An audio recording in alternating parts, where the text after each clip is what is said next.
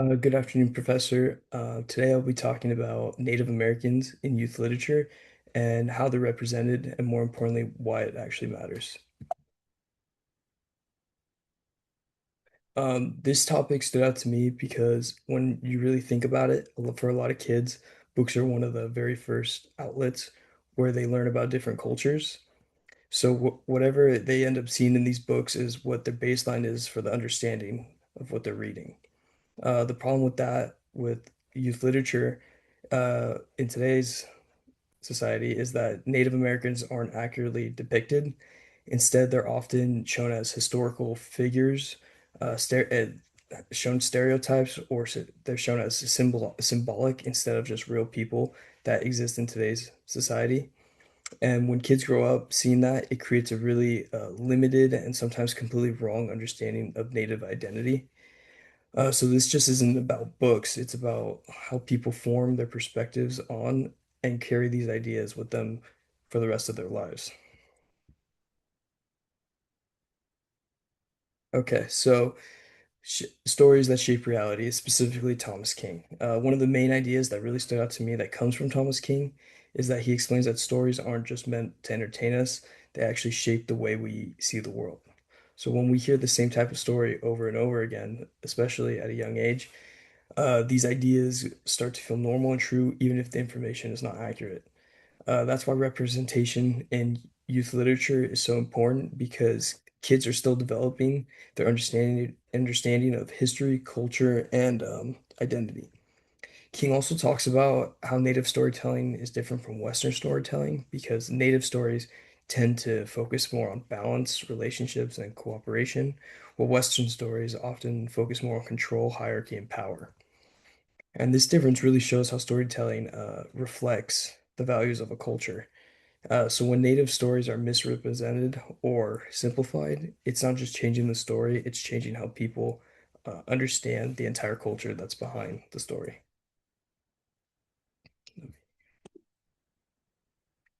So problems, stereotypes, and normalization. A major issue in youth literature is stereotypes, and a lot of the books show Native Americans in a very specific manner. For example, like wearing feathers, living in teepees, or being part of Thanksgiving stories. The problem with this is that it ignores how diverse Native communities can be and actually are. There are hundreds of different tribes, all with their own traditions, languages, and cultures. But when kids only see one version, it makes them feel like all Native people are the same. It also creates the idea that Native Americans only existed in the past and aren't a part of modern society, which is obviously not true. One source explained that stereotypes reduce Native people to just a few simplified images and ignore their actual diversity and oversimplify them, and it's just simply inaccurate and harmful. Another issue is how normalized these stereotypes are. A lot of people don't even question them because they've grown up seeing them all their lives. Like in movies, typically mascots, costumes, and even school activities all promote these stereotypes. There's a quote I came across that actually says racism against Native people was often normalized in ways people don't even recognize. And I think that's really important because it shows that this isn't just literature, it's a part of a much bigger issue in our society. So going off that, misrepresentation and solutions. Another problem is who's actually telling these stories. A lot of books about Native culture and Americans are written by non-Native authors. And while some of them have good intentions and good information, some do tend to not fully understand the culture, which can lead to inaccuracies or misrepresentation. Debbie Reese actually talks about this and explains that Native stories are often labeled as folklore, while other religious categories are treated as truth. This creates a clear biasness against indigenous beliefs and sometimes may have people view them as less important or legitimate. So one of the biggest solutions is having more authentic representation, especially through books written from Native authors. And these are sometimes called, it's quoted, own voice stories, and they're important because the authors actually understand their culture and how to respect it and present it respectfully. Another important part of this is showing Native people in the present day, not historically. When books show Native characters, it's typically them uh, from the past and not today.